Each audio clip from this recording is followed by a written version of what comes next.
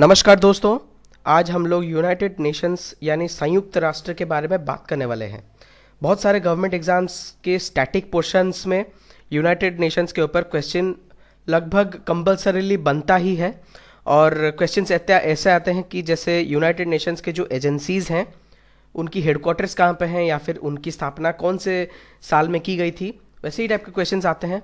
और basically United Nations का गठन कैसे हुआ ये सब भी हमको जानने की ज़रूरी है, वो उससे हमारा नॉलेज बढ़ेगा। ठीक है, तो इसीलिए ये आज का जो लेसन है वो स्टडी आईक्यू की तरफ से लाया गया है। मैं रोहित हूँ और मैं आज आपको ये लेक्चर देने वाला हूँ। तो चलिए शुरू करते हैं आज का टॉपिक। यूनाइटेड नेशंस बनने का जो सबसे मूल उद्देश्य उनका था वो है प्रिवेंटिंग फ्यूचर कॉन्फ्लिक्ट्स, यानी देशों के अंदर जो विवाद था उसको कैसे कम किया जाए, उसको कैसे सॉल्व किया जाए, उसको कैसे प्रिवेंट किया जाए ताकि फ्यूचर में से ना हो। वो था सबसे बड़ा मूल उसका उद्देश्य। दूसरा था कि इंटर गवर्नमेंटल और इंटरनेशनल कोऑपरेशन को बढ़ावा देना। तो ये दो मूल सिद्धांतों पे ही यूनाइटेड नेशंस का जो है संरचना की गई। और अभी यूनाइटेड नेशंस में तकरीबन 193 मेंबर कंट्रीज़ हैं और सबसे लेट में जो ज्वाइन किया है 193rd पोजीशन में वो है साउथ सूडान, और ये हुआ 2011 में।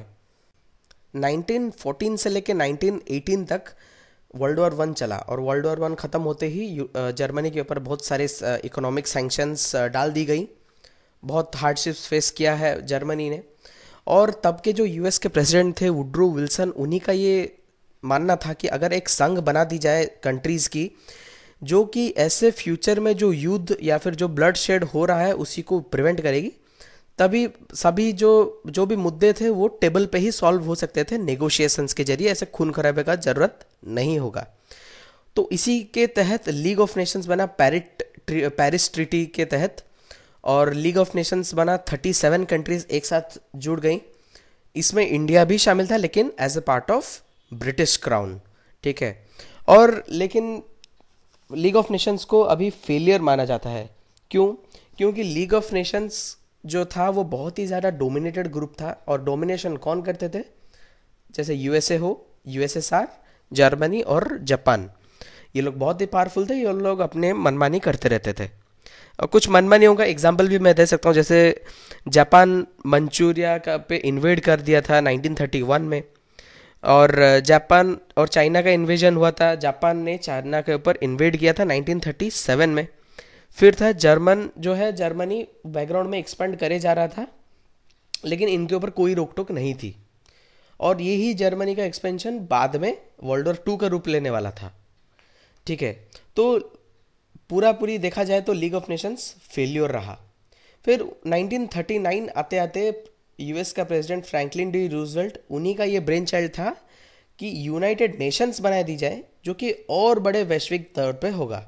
और यही यूनाइटेड नेशंस का बनने का जो कामकाज था वो यूएस स्टेट डिपार्टमेंट देख रहा था। 1939 से लेकर 1945 तक वर्ल्ड वॉर 2 चला, और यही दौर में ही बिग फोर, यानी उनको 4 पुलिसमैन भी कहा जाता है, इन्हीं को प्रोमिनेंस मिला। और ये बिग फोर कौन कौन थे? 4 countries, USA, UK, Soviet union और चाइना। सोवियत यूनियन वो उसको यूएसएसआर भी कहा जाता है। तो इन्हीं लोगों ने मिलकर एक शॉर्ट डिक्लेरेशन साइन किया जिसको बाद में यूएन डिक्लेरेशन का नाम दे दिया गया। और आप देख सकते हैं कि बिग फोर के जो कंट्रीज हैं वो आज के परमानेंट मेंबर्स हैं सिक्योरिटी काउंसिल में। और एक मेंबर भी जुड़ गया, वो है फ्रांस। फ्रांस क्यों जुड़ा? क्योंकि जो वर्ल्ड वॉर 2 का जो मेन वॉर थिएटर था, जहाँ पे ग्राउंड में वॉर चल रहा था, जहाँ पे शुरू हुआ, वो फ्रेंच बॉर्डर, जर्मन और फ्रेंच के बीच शुरू हुआ। और फ्रेंच बहुत ही ज़्यादा झिल चुका था वर्ल्ड वॉर 1 से। तो इसीलिए विंस्टन चर्चिल के रिक्वेस्ट से फ्रांस को भी सिक्योरिटी काउंसिल में परमानेंट मेंबरशिप दे दी गई। फिर 25 अप्रैल 1945 सैन फ्रांसिस्को यूएसए में 50 देशों के गवर्नमेंट्स और मेनी नॉन गवर्नमेंट ऑर्गेनाइजेशंस आके मिले। वहीं पे ही यूनाइटेड नेशंस का जो चार्टर है वो वहाँ पे लिखा गया। फिर फॉर्मली 24 अक्टूबर 1945 में यूनाइटेड नेशंस का जो चार्टर है वो रेटिफाई किया गया, पास किया गया। और उसमें थे 5 परमानेंट मेंबर्स और 46 मेंबर कंट्रीज, और इसमें भारत भी शामिल था। फिर 6 जनवरी 1946 में इसका पहला जनरल असेंबली हुआ लंदन में, और वहीं पे ही अभी का जो उसका हेडक्वार्टर है न्यूयॉर्क में, वो एज अ हेडक्वार्टर सिलेक्ट किया गया। तो ये सब हम लोग चर्चा किए उसका कोर्स कैसे यूनाइटेड नेशन जो है अपना अपना मौजूदा स्थिति में पहुंचा। यूएन के जो भी ऑब्जेक्टिव्स हैं, जैसे मैंने पहले भी बोला था, इसको 4 कैटेगरीज में क्लासिफाई कर दी जा सकती है। उनमें से पहला है पीस कीपिंग एंड सिक्योरिटी, और इसी की वजह से ही यूनाइटेड नेशंस में कोई भी अगर देशों में विवाद है तो वो पहले यूनाइटेड नेशंस में उसका नेगोशिएशंस चलता रहता है। अगर वहाँ पे नेगोशिएशंस फेल हुई तभी युद्ध की तरफ और एग्रेशन की तरफ बढ़ता है मामला। यूनाइटेड नेशंस का खुद का कोई भी फोर्सेस नहीं है, ये जो भी फोर्सेस हैं वो मेंबर कंट्रीज वॉल्यूंटरीली भेजते हैं। इनको पीस कीपिंग फोर्स बोला जाता है, और इनको ब्लू हेलमेट्स भी बोला जाता है क्योंकि ये लोग ब्लू कलर का हेलमेट पहनते हैं जिसके ऊपर बड़े बड़े अक्षरों में सफ़ेद में यूएन लिखा रहता है। और एक संस्था काम करती है इसके अंडर में जिसको बोला जाता है यूएनटीएसओ। इसका मतलब United Nations Truce Supervision Organisation. इसका क्या क्या काम है? अगर कोई भी देशों के अंदर सीज फायर का एग्रीमेंट साइन हुआ है तो यही ये संस्था जो है वो मॉनिटर करेगी कि असल में सीज फायर को पालन किया जा रहा है कि नहीं। अगर सीज फायर का वायलेशन हो रहा है तो कौन सा देश वायलेट किया ये एग्रीमेंट। और एक चीज़ है डिसआर्मामेंट एंड डिसआर्मामेंट के ऊपर treaty on nuclear non proliferation जो 1968 में साइन हुआ था। उसके अलावा CNTBT यानी comprehensive nuclear test ban treaty भी साइन किया जा चुका है। और ये दोनों चीज़ का देख रेख IAEA करता है। IAEA मतलब इंटरनेशनल एटॉमिक एनर्जी एजेंसी, ये वॉच डॉग है ये दोनों चीज़ों का। उसके अलावा सी बेड आर्म्स कंट्रोल ट्रीटी भी साइन किया गया है, और बायोलॉजिकल वेपन कन्वेंशन भी साइन किया गया है ताकि ऐसे टाइप के अस्त्रों का प्रचार और प्रसार ना घटे। दूसरा है प्रोटेक्शन ऑफ ह्यूमन राइट्स, और इसी के लिए 1948 में ही United Nations Declaration of Human Rights का साइन कर दिया गया था।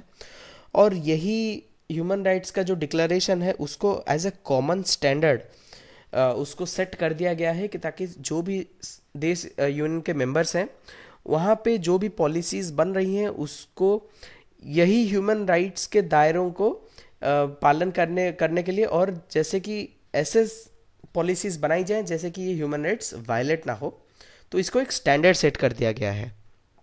बहुत सारे प्रोग्राम्स चलते हैं वुमेन और चिल्ड्रंस के लिए, और चिल्ड्रंस के लिए तो बहुत फेमस है यूनिसेफ जो कि बच्चों के लिए काम करता है। और United Nations convention on human rights भी ऑर्गेनाइज की जाती है। तीसरा है economic development and humanitarian assistance, और इसके लिए एक डेडिकेटेड ऑर्गन है यूएन का जिसका नाम है इकोनॉमिक एंड सोशल काउंसिल, और इसको शॉर्ट में इकोसॉक भी बोलते हैं। इसके अलावा यूनाइटेड नेशंस डेवलपमेंट प्रोग्राम भी चलते रहता है जिसके अंदर में फूड रिलेटेड प्रोग्राम्स चलते हैं जो कि देखता है FAO यानी food and agricultural organisation. World food programme भी उसको देखते हैं।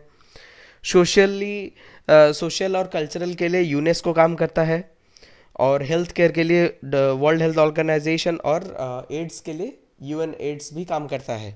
ये बस एग्जाम्पल्स हैं, और भी बहुत कुछ हो सकते हैं। रेफ्यूजीज़ के लिए UNHCR बहुत ज़्यादा न्यूज़ में है क्योंकि सीरिया क्राइसिस में बहुत ज़्यादा रेफ्यूजीज़ जो हैं यूरोप के तरफ माइग्रेट हो गए हैं, तो इसीलिए वो माइग्रेशन का जो क्राइसिस है वो बहुत चर्चा में था और UNHCR बहुत न्यूज़ में था। इकोनॉमिक पॉइंट व्यू के लिए IMF और वर्ल्ड बैंक है ही, और इसके बारे में हम आगे और विस्तार से चर्चा करेंगे। फोर्थ में है अदर्स, और अदर्स कैटेगरी में आता है कि एक कमेटी था United Nations committee on decolonisation, और ये बहुत सक्रिय था कब? लगभग 50-60 साल पहले, जब साउथ ईस्ट एशियन कंट्रीज़ जो है वो तब भी कॉलोनाइज्ड थी एंड कॉलोनीज थी तब भी। और बहुत सारे एनवायरमेंटल प्रोग्राम्स भी चलते हैं जैसे यूनाइटेड नेशंस एनवायरनमेंट प्रोग्राम जिसके तहत रियो अर्थ समिट हुआ था 92 में, और उसके तहत IPCC भी बना। IPCC मतलब inter governmental panel on climate change, और वही क्लाइमेट चेंज के लिए बहुत सारे प्रोग्राम्स चलते रहते हैं। कॉन्फ्रेंस ऑफ पार्टीज होती रहती है। आखिरी वाला COP हुआ था पेरिस में दिसंबर 2015 में, और इसको COP 21 बोलते हैं क्योंकि ये 21st मीट था पार्टीज का यानी मेंबर कंट्रीज का। ऐसे बहुत सारे काम यूएन को करने रहते हैं। ये 6 यूनाइटेड नेशंस के ऑर्गन्स हैं, आप देख सकते हैं 6। और मैं ट्रस्टीशिप काउंसिल जो ऑर्गन है उसको अलग कलर में मार्क किया हूँ क्योंकि ये अभी और एग्जिस्टेंट नहीं है। इनमें से पहला आता है जनरल असेंबली, दूसरा है सिक्योरिटी काउंसिल, थर्ड है इकोसॉक यानी economic and social council, fourth है ट्रस्टीशिप काउंसिल, और फिफ्थ है इंटरनेशनल कोर्ट ऑफ जस्टिस, और सिक्स्थ में है सेक्रेटेरिएट। और मैं जैसे आपको बोल चुका हूँ कि ट्रस्टीशिप काउंसिल और अभी एग्जिस्टेंट नहीं है। यूनाइटेड नेशंस जो बॉडी है उसके 6 ऑर्गन्स हैं यानी 6 अंग हैं। उन सब में से पहला है जनरल असेंबली, और जनरल असेंबली जो है मेन डेलिबरेटिव और पॉलिसी मेकिंग बॉडी है, यानी इसको आप बोल सकते हैं कि दुनिया का पार्लियामेंट है, जहाँ पे सब कंट्रीज मिलकर बैठते हैं और सारे पॉलिसी जो है, नीति है, वो निर्धारण की जाती है। जनरल असेंबली में 193 मेंबर कंट्रीज हैं और ये जनरल असेंबली हर साल सितंबर में होता है। और यहाँ पे जनरल डिबेट भी होता है, जैसे हम लोग आप देख सकते हैं कि जैसे पार्लियामेंट में डिबेट्स होते हैं, डिटो वैसे ही टाइप का डिबेट्स होता है, लेकिन यहाँ पे मुद्दे वैश्विक तौर पे ली जाती है। और यहाँ पे मुद्दे कुछ ऐसे लिए जाते हैं जैसे पीस हो, सिक्योरिटी हो, एडमिशन ऑफ न्यू मेंबर्स हो और बजटरी मैटर्स।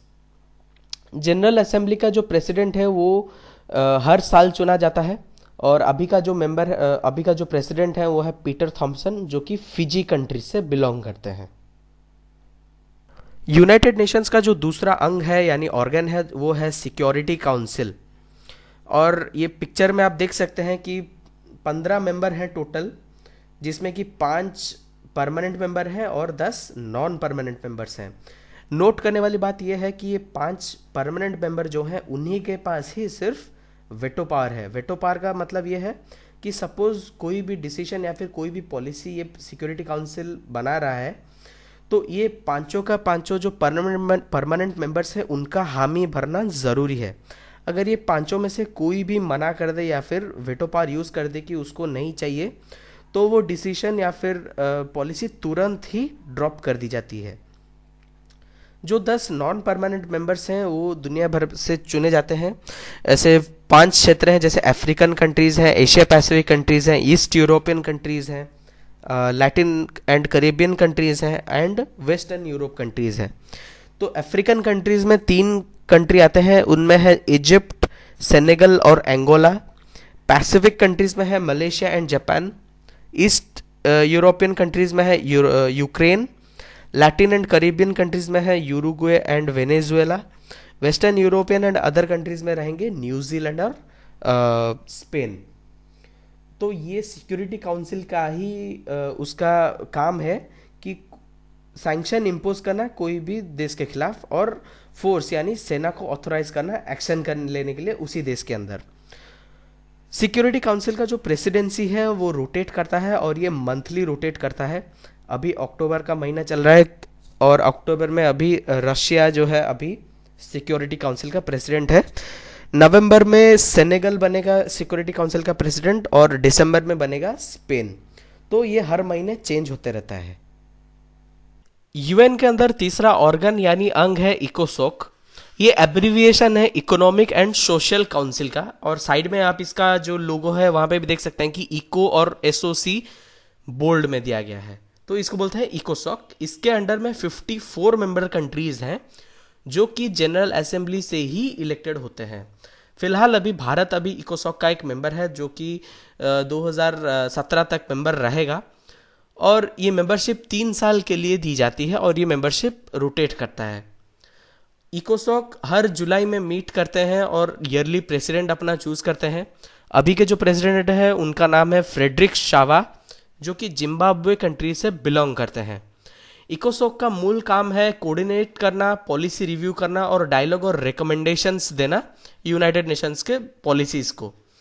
और इसका जो कार्य है ये हर समय इकोनॉमिक, सोशल एंड एनवायरमेंटल क्षेत्रों में ही सीमित रहता है। ठीक है, यूनाइटेड नेशन का जो इकोसॉक है इसके अंडर में कुछ चार ऐसे संस्था हैं जो इसके अंडर में काम करते हैं। पहला है United Nations permanent forum on indigenous issues, जो कि इंडिजिनस पीपल या फिर ट्राइबल पीपल इनका हित के लिए काम करता है। दूसरा है United Nations forum on forests, जो कि फॉरेस्ट्स और एनवायरनमेंट के लिए काम करता है। तीसरा है यूनाइटेड नेशंस स्टैटिस्टिकल कमीशन, और चौथा है कमीशन ऑन सस्टेनेबल डेवलपमेंट। ये अभी बहुत ही बड़ा मुद्दा चल रहा है सस्टेनेबल डेवलपमेंट का। सस्टेनेबल डेवलपमेंट को अगर हम सरल भाषा में समझें तो वो है कि कैसे अभी का जो पीढ़ी है उसका जो नीड्स है, उसकी जो रिक्वायरमेंट्स है, उसको फुलफिल कर दी जा सके बिना फ्यूचर जनरेशन का जो नीड्स है उसको हैम्पर करे हुए। ठीक है, अभी हमारा जैसे एग्जाम्पल ले लेते हैं, अभी हमारी बहुत ऊर्जा की बहुत ज़रूरत है और पेट्रोलियम का जो भंडार है वो सीमित है। तो अभी कैसे हम उसी जो भंडार, सीमित भंडार है पेट्रोलियम का, उसी से कैसे प्रेजेंट जनरेशन का भी डिमांड्स को फुलफिल कर सके, और ऐसे करें जैसे कि फ्यूचर में जो जनरेशन्स आएंगी उनका जो डिमांड्स है उसके ऊपर कोई जो है प्रॉब्लम नहीं गिरेगी। तो इसी को सस्टेनेबल डेवलपमेंट बोला जाता है। चौथा है ट्रस्टीशिप काउंसिल, और ट्रस्टीशिप काउंसिल में 11 ट्रस्ट टेरिटरीज हैं और 7 मेंबर्स हैं। टेरिटरीज है 11, मेंबर्स की संख्या है 7। और इसको ये अभी और फंक्शनल नहीं है, इसको सस्पेंड कर दिया गया है 1994 से। और ट्रस्टीशिप काउंसिल बनाने का जो मूल उद्देश्य था वो ये था कि टेरिटरीज को सेल्फ गवर्नेंस के लिए कैसे ट्रेनिंग दी जा सके और इनको इंडिपेंडेंस दी जा सके अपने काम को खुद करने के लिए। तो ऐसे कुछ 7 टेरिटरीज थे और इन लोगों को इंडिपेंडेंस मिल भी गई 1994 आते तक, और इसीलिए ये ट्रस्टीशिप काउंसिल को सस्पेंड कर दी जा चुकी है। यूनाइटेड नेशंस का जो 5वां मेंबर है उसको बोलते हैं आईसीजे, यानी इंटरनेशनल कोर्ट ऑफ जस्टिस। ये यूनाइटेड नेशंस का एक प्रिंसिपल जुडिशियल ऑर्गन है जो कि लीगल डिस्प्यूट्स सेटल करने में मदद करता है इंटरनेशनल लॉज के तहत। ये जो इनका जो ऑफिस है वो पीस पैलेस में है, हेग, और हेग है नीदरलैंड्स में। अभी आईसीजे के 15 जजेस मौजूद हैं, और ये 15 जजेस जो इलेक्ट होते हैं वो साइमल्टेनियसली वोटिंग होती है इनकी जनरल असेंबली में और सिक्योरिटी काउंसिल में। और ये जो जजेस सिलेक्ट होते हैं वो 9 साल के लिए सिलेक्ट होते हैं, और इनको एब्सोल्यूट मेजॉरिटी मिलनी चाहिए दोनों ही जनरल असेंबली और सिक्योरिटी काउंसिल में। अभी आईसीजे न्यूज़ में था क्योंकि साउथ चाइना सी का जो विवाद चल रहा है उसमें फिलीपींस ने आईसीजे में जाके चाइना के खिलाफ केस दर्ज किया था, और इसमें आईसीजे का रूलिंग भी यही आया था कि चाइना का जो अवैध कब्जा कर रहा है साउथ चाइना सी पे वो इलीगल है, लेकिन चाइना ने आईसीजे का रूलिंग मानने से सख्त मना कर दिया है। भारत के भी कई जज आईसीजे के जो जज पैनल हैं उनके मेंबर रह चुके हैं। सबसे पहले थे सर बीएन राव, और बीएन राव सर को हम as a adviser, constitutional adviser to the constituent assembly के रूप में भी जानते हैं। और अभी के जो करेंटली जज है आईसीजे में वो है दलवीर भंडारी, वो भी फॉर्मर जज रहे हैं सुप्रीम कोर्ट के।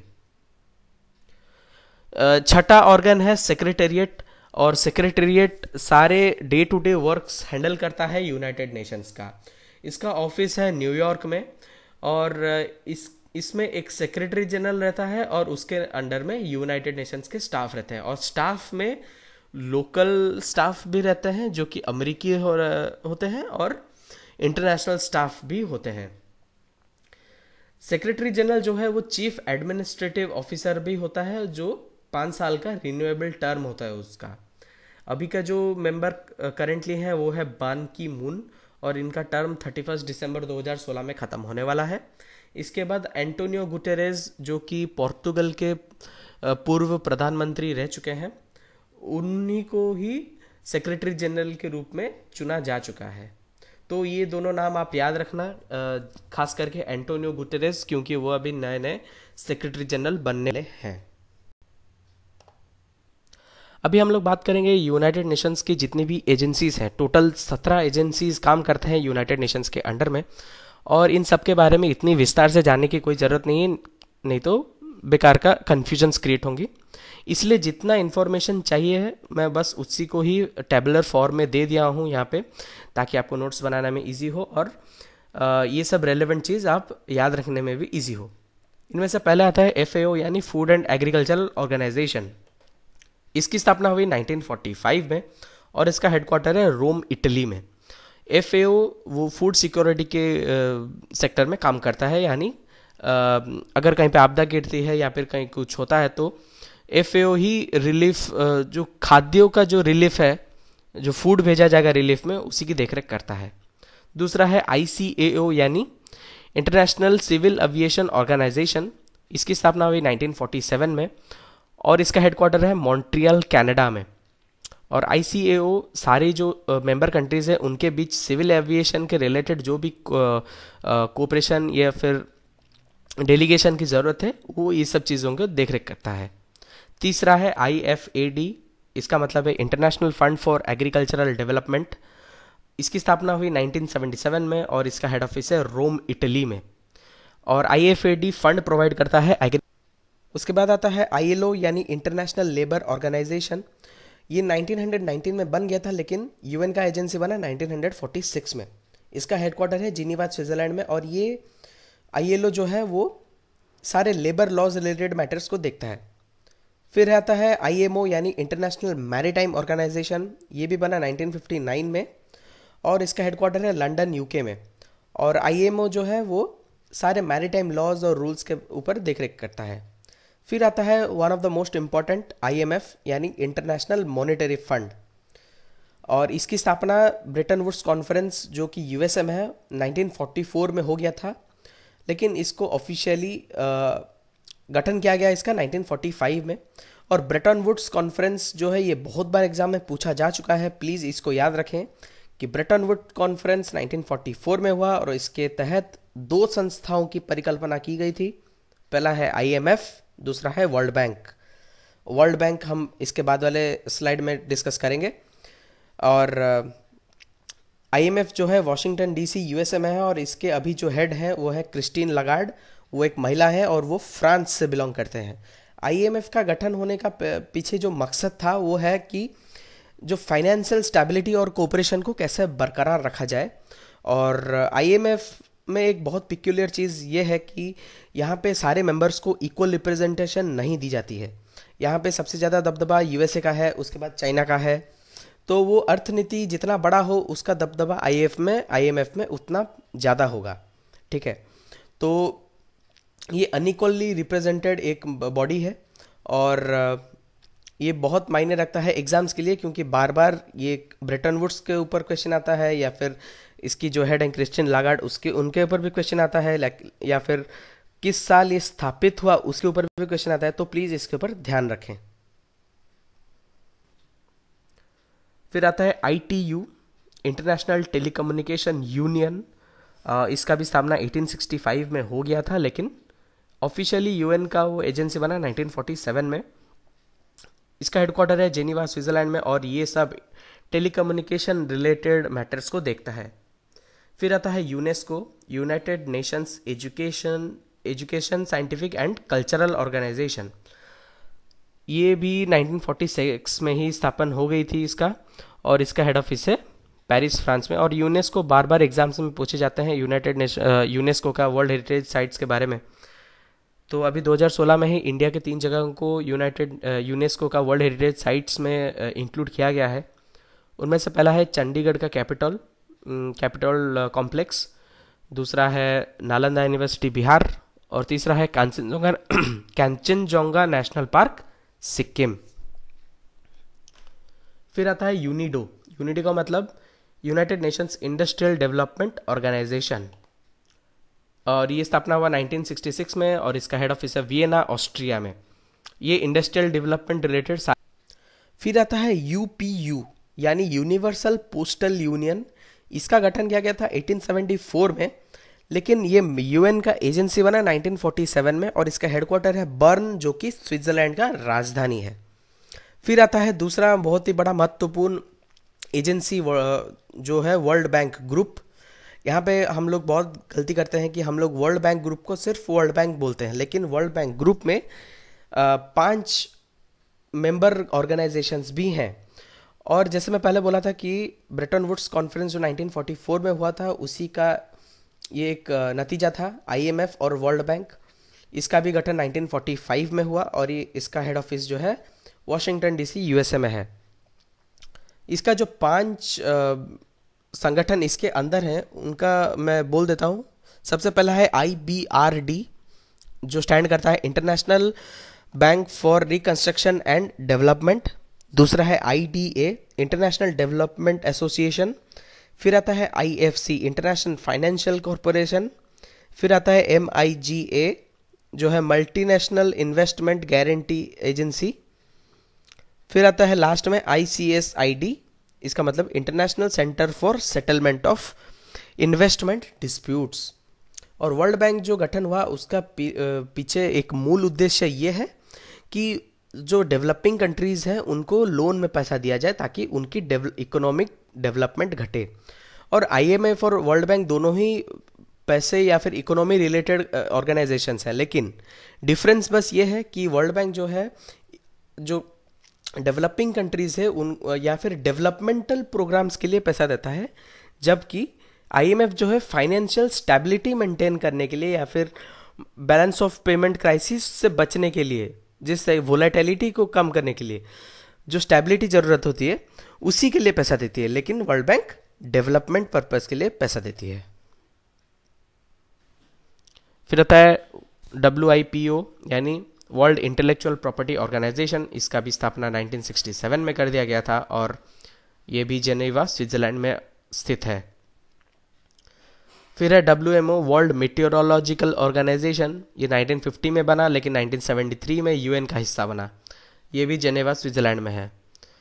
फिर है UNWTO। WTO एक है जो है वर्ल्ड ट्रेड ऑर्गेनाइजेशन, वो GATT उसको बोलते थे पहले, GATT, लेकिन उससे इससे कंफ्यूज नहीं करना है। यह है UNWTO। ये T का मतलब है टूरिज्म, इसका फुल फॉर्म है United Nations World Tourism Organisation, और वो दूसरा था वर्ल्ड ट्रेड ऑर्गेनाइजेशन, तो ये टूरिज्म वाला है WTO। ये 1974 में बना और इसका हेडक्वार्टर है मैड्रिड, स्पेन में। लास्ट में 2 है IAEA, international atomic energy agency, और ये एक वॉच डॉग के रूप में काम करता है। इसके बारे में हम पहले भी चर्चा कर चुके हैं।